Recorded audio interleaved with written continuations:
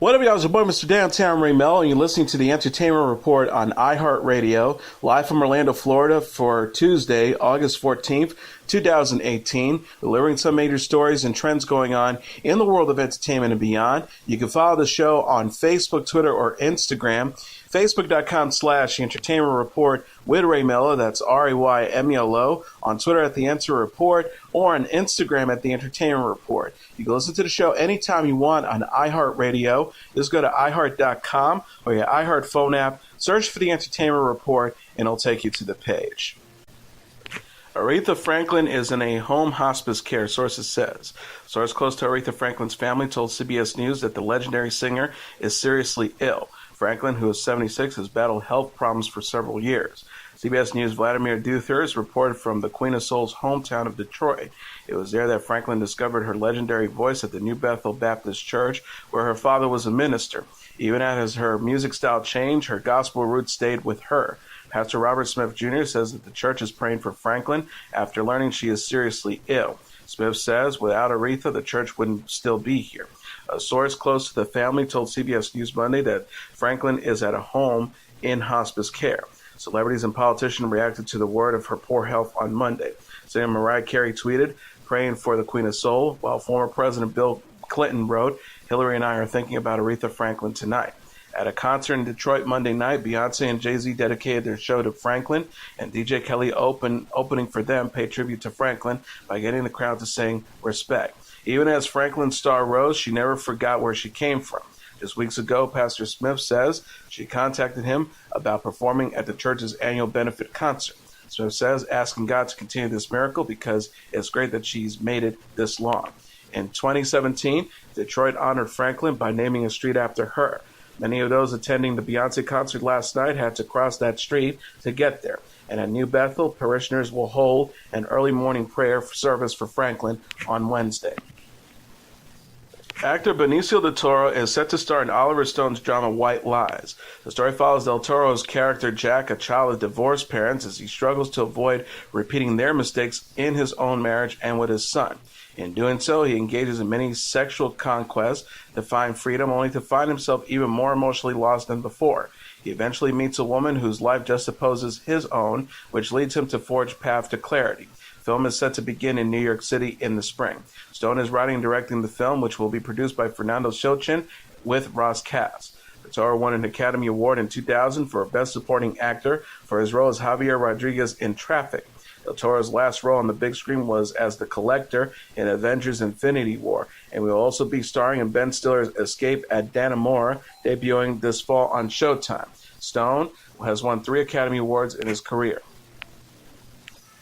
He won Best Adapted Screenplay in 1978 for Midnight Express and Best Director for Platoon in 1986 and Born on the 4th of July in 1989. His last film was Snowden, the Edward Snowden biopic starring Joseph Gordon-Levitt in 2016.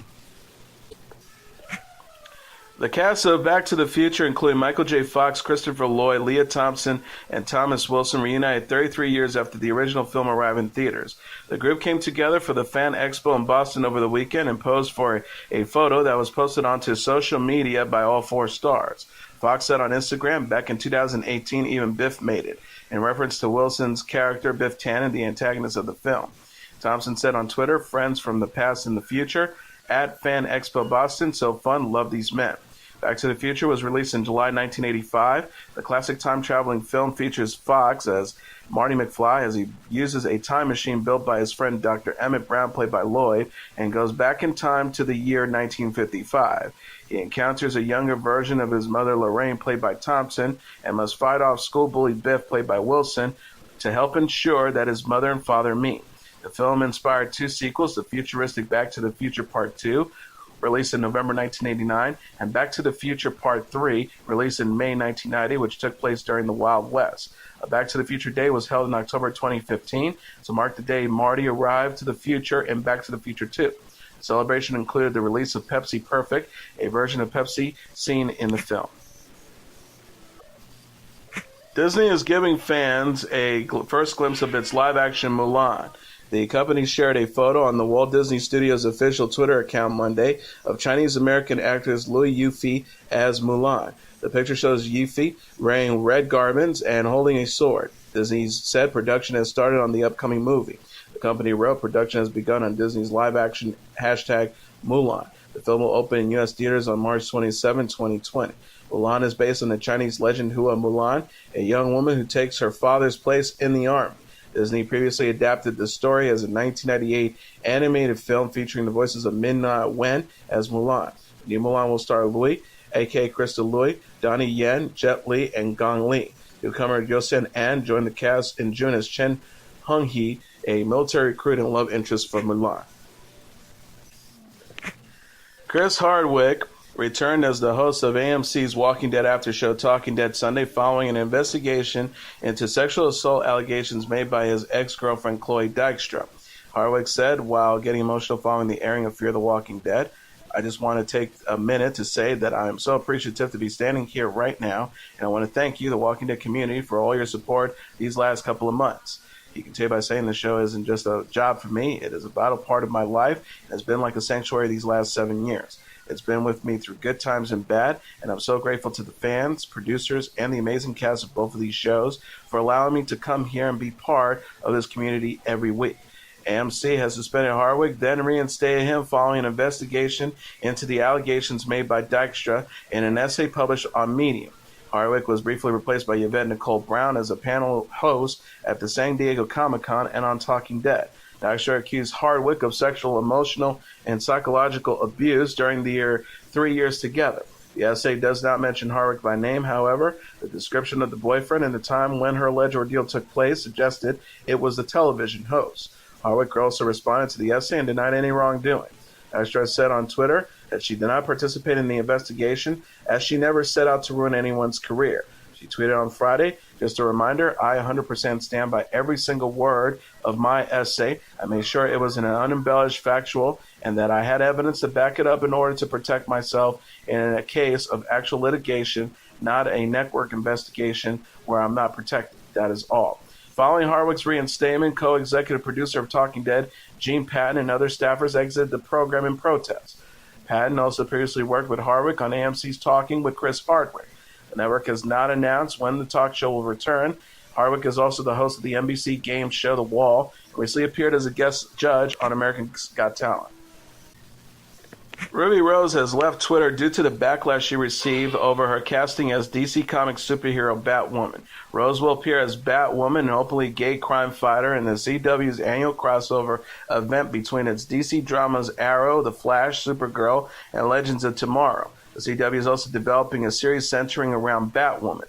Days after news of Rose's cast broke, fans began expressing their anger on social media, stating that the actress, despite being openly lesbian, cannot portray a gay character and call into question her acting ability. Rose has deleted her Twitter account and limited comments on her Instagram to only people she knows. She posted on Twitter before her exit her thoughts on the matter. Rose said, "Where on earth did Ruby is not a lesbian, therefore she cannot be Batwoman come from? Has to be one of the funniest, most ridiculous things I've ever read. I came out at 12 and have for the past 5 years have to deal with she's too gay. How do y'all flip it like that? I didn't change. I wish we all would support each other in our journeys." She continued, "When women and when minorities join forces, we are unstoppable. When we tear each other down, it's much more hurtful than from any group. But hey, love, a challenge. I just wish women and the LGBT community support each other more. My wish was we were all a little kinder and more supportive of each other. Sending everyone my love and gratitude. It's been a roller coaster of a year this month especially." So she also concluded by saying, "I'm looking forward to getting more than 4 hours of sleep and to take a break from Twitter to focus all my energy on my next 2 projects. If you need me, I'll be on my bat phone." Downton Abbey stars Michelle Dockery, Dan Stevens, and Alan Leach reunited in L.A. The trio of actors who played Lady Mary Crawley, Matthew Crawley, and Tom Branson on the ITV series posted a photo together Sunday on Instagram. Dockery shared a black and white photo of herself pointing to Stevens, who portrayed her on-screen love interest. Stevens posted the same snapshot on his own account. Dockery captioned the photo, "Dorks." Stevens polled his followers, "Should Matthew have a mustache for the Downton Abbey movie? Vote below." Leach had shared a selfie with Dockery last week following her arrival in L.A. He wrote, Look who's in LA, the Dockmeister General, soon to be my sister-in-law again. Hashtag back to the Abbey. Downton Abbey ended in December 2015 after a 6-season run on ITV. Focus Features confirmed plans for a big screen movie in July, with filming to begin this summer. The Downton Abbey film will feature Dockery, Stevens Leach, and much of the principal cast, although Lily James, who played Lady Rose McClare, recently told People she won't appear in the movie. The Chilling Adventures of Sabrina star Kiernan Shipka is posting new promo photos. The 18-year-old actress who plays Sabrina Spellman in a new Netflix series shared a pair of pictures Monday on Instagram. The first photo shows Sabrina wearing a red coat and standing in the woods. The second depicts the character kneeling in front of a man as her aunt Hilda Spellman, played by Lucy Davis, and others look on. Shipka captioned the post, "Some promo pics are out. What the devil do you think is going on in that second slide?" Netflix said the second photo shows the dark baptism of Sabrina, according to E! News. The streaming site also shared the promos of the Chilling Adventures of Sabrina official Twitter account. The company wrote, "This magic moment, see you witches on October 26th, hashtag CAOS. The Chilling Adventures of Sabrina, based on the Archie horror comic book series of the same name. It stars Shipka Davis, Miranda Otto, Jazz St. Clair, Michelle Gomez, and Chance Perdomo, and it premieres October 26th. Janet Jackson will release a new single featuring Daddy Yankee this week. The 52-year-old singer confirmed her collaboration with the Puerto Rican recording artist in a tweet Sunday. Jackson and Daddy Yankee will release the song Made for Now on Friday. Jackson shared a cover art of the track alongside her announcement. She captioned the photo, "From my lips, hashtag Made for Now with hashtag Daddy Yankee, August 17th. Daddy Yankee posted the same image on his own account. He wrote, "My new song with Janet Jackson is out August 17th. Be the first to listen." Made for Now will mark Jackson's first release since her album Unbreakable, which debuted in October 2015. Billboard said Jackson and Daddy Yankee will perform Made for Now on The Tonight Show starring Jimmy Fallon the same day as its release. Jackson had confirmed plans for new music in the May 19th issue of Billboard. The star said of her process, "I'm very intuitive about writing. Anything can inspire me." She also added, "Like everything else and everyone else, my feelings are fluid, my ideas are fleeting. I like to keep it that way. I can't decide in advance what a song or an album concept will be. I have to let those songs and concepts come to me rather than chase them down." Jackson will headline the Global Citizens Concert September 29th in New York. Jason Aldean and wife Brittany are expecting a baby girl. The 41-year-old country star and his wife shared the news on Instagram video Sunday. Aldean is already parents to 8-month-old son Memphis with Brittany and to 2 daughters, 15-year-old Kylie and 10-year-old Kendall with ex-wife Jessica Aldean. Aldean and Brittany enlisted Keely and Kendall to help announce the sex of their unborn child. The video shows the sisters battling at softballs filled with pink powder. Brittany tells Memphis in the video, "We're going to find out if you're going to have a brother or sister. Jason and I already know what it is, so this is just for the girls." Aldean had announced Brittany's pregnancy in July by posting a photo of Memphis. He wrote, "Sup everybody, guess who's going to be a big brother? Hashtag this dude, hashtag Aldean party of 6. Aldean and Brittany welcomed Memphis in December. The couple told People in July that they used in vitro fertilization to conceive both of their children. Aldean says, "After having our son, we knew we wanted to have 2 more kids. I have 2 older daughters already, so after Memphis was born, we knew what we wanted to have, another one pretty quick." He explained, "I would much rather knock it out now while we're used to having one in diapers and formula and all that. I think it's tougher when you get out of that and wait a couple of years and then have to go redo it at all." South Korean band BTS won Sunday at the 2018 Teen Choice Awards.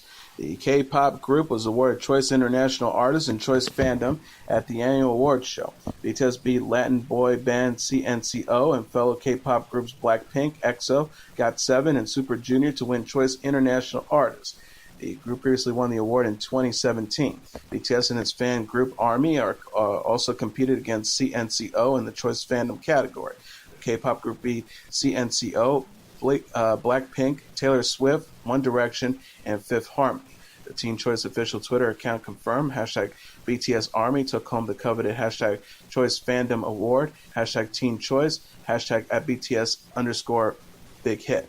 BTS fans were also at the force behind the group's win for the top social artist at the 2018 Billboard Music Awards. BTS rapper RM voiced his gratitude to fans in an interview prior to the award show in May.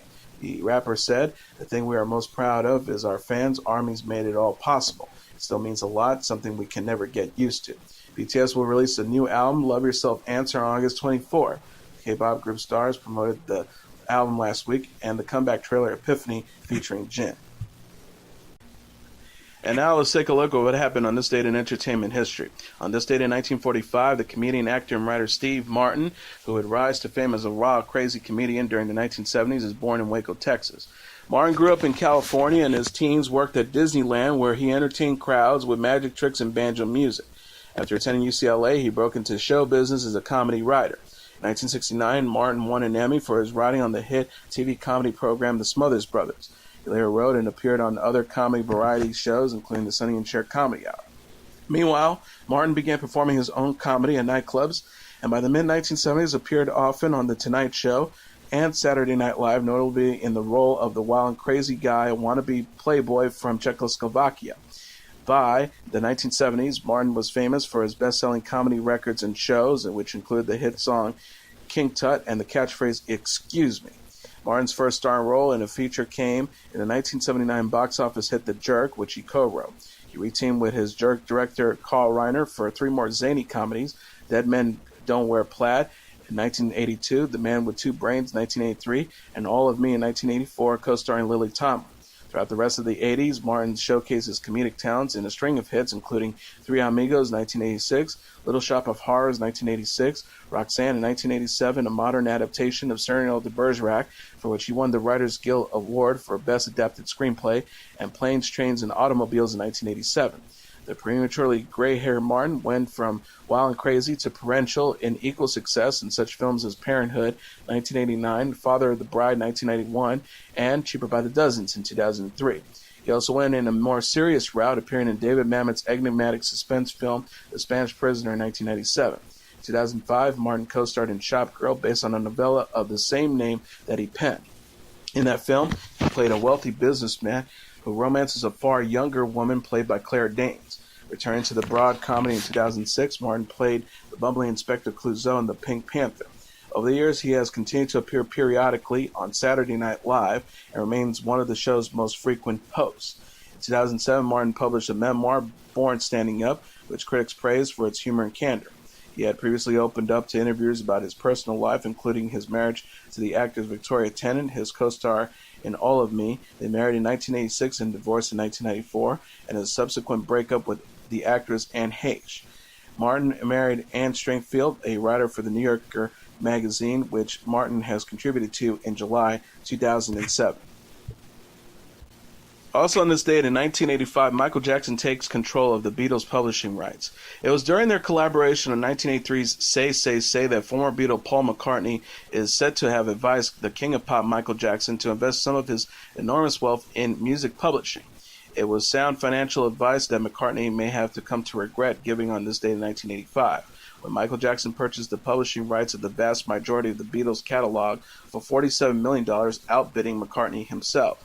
To understand the sound business reasoning behind Jackson's move to take control of the publishing rights to some of 251 Beatle compositions, one must understand some basic music industry economics. Every time a copyrighted recording is exploited for the commercial purposes, played on the radio, for instance, or used in a movie or television commercial, the party that uses that recording is required to pay a licensing fee. A portion of that fee will be paid out to the record label that issued the recording, and the label, in turn, will pay a portion of its share to the performer. Separately, a portion of the licensing fee is due to the writer of the song in question. Songwriters, even those who are also performers, tend to enter into agreements with professional music publishing companies to manage the collection of their songwriting royalties. In a typical agreement, a publisher might take 50% of the songwriter's royalties in exchange for handling collections and for actively promoting the commercial use of their songs. John Lennon and Paul McCartney, the Beatles' primary songwriters, did something slightly more complicated. The publishing agreement they signed was with the company of which they were also part owners. That company was called Northern Songs Limited, which was formed in 1964, expressly to generate revenue from the growing catalog of Lennon-McCartney compositions. In this way, every sale or other commercial use of the song Yesterday earned Lennon and McCartney a songwriting royalty that they split with Northern Songs. And part of Northern Songs shared would then come back to Lennon and McCartney as part owners of the company. In 1969, the British company Associated Television completed a messy and contentious takeover of the Northern Songs, which in turn led McCartney and Lennon to pull out of their contracts for future compositions and to sell off their own shares in the company. More than 15 years later, in 1985, an ATV prepared to sell its entire publishing catalog.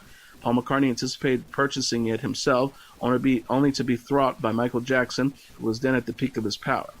In the years afterwards, that catalog, now estimates to be worth in excess of $1 billion, allowed Jackson to remain solvent by serving as collateral for several enormous personal loans that funded his extravagant lifestyle through years of low earnings and legal difficulties. In 2008, however, Jackson gave up his remaining interest in the catalog to Sony, one of his primary creditors. And as your entertainment report for Tuesday, August 14th, 2018, I'm your host, Mr. Downtown Melo. I'll be back tomorrow to deliver some major stories and trends going on in the world of entertainment and beyond. You can follow the show on Facebook, Twitter, or Instagram.